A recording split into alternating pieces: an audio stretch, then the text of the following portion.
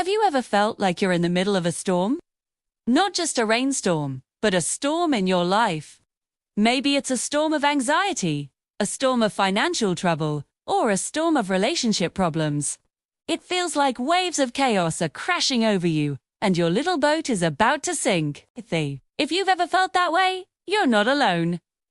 In fact, Jesus' own disciples knew that feeling all too well.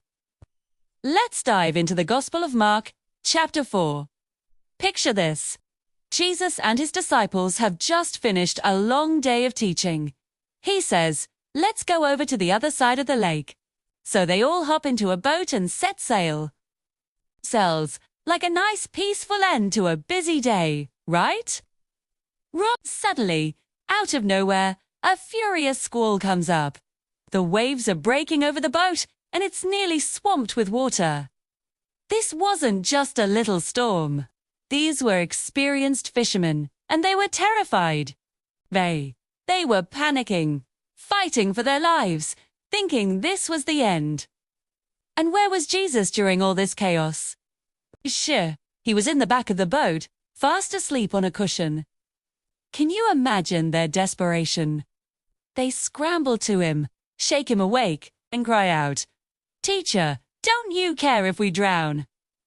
They were accusing him of not caring, of being indifferent to their suffering. Isn't that sometimes how we feel in our own storms? We cry out, "God, where are you? Don't you see what I'm going through? Don't you care?" Jesus wakes up. He doesn't panic. He doesn't even seem fazed. He simply stands up, looks at the raging wind and the crashing waves, and he speaks. He says, "Quiet. Be still." Just 3 simple words. And immediately, the wind died down, and it was completely calm. The raging storm became a perfect, glassy peace. It was an instant, supernatural calm that defied all laws of nature. 2. Then, Jesus turns to his disciples, not with an "I told you so," but with a gentle question. He asks them, "Why are you so afraid? Do you still have no faith?" It's a powerful question. They had just witnessed him perform miracles. They had heard his incredible teaching. Yet, in the face of the storm, their fear was bigger than their faith. The disciples were left in complete awe. They weren't just relieved. They were terrified in a new way. They looked at each other and whispered, "Who is this? Even the wind and the waves obey him."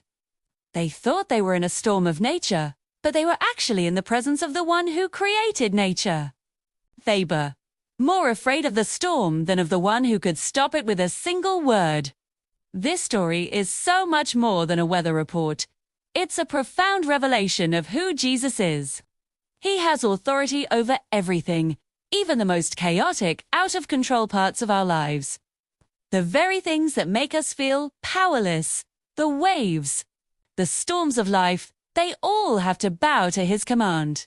So, what's your storm today? Whatever it is, remember who is in the boat with you. The same Jesus who calmed the raging sea is with you in your chaos. Sometimes, he calms the storm around you. Other times, he calms the storm inside you. Your job isn't to calm the storm. Your job is to trust the one who can.